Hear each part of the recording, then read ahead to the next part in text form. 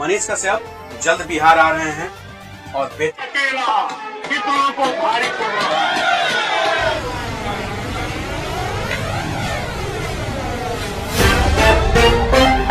नमस्कार दोस्तों, बिहार के लाल मनीष कश्यप की तरफ से इस वक्त की बहुत ही बड़ी खबर निकलकर सामने आ गई है। जो दोस्तों आपको बता दें कि अब से कुछ ही क्षणों में बिहार के लाल मनीष कश्यप को पावर स्टार पवन सिंह और नरेंद्र मोदी पटना लेकर आने वाले हैं।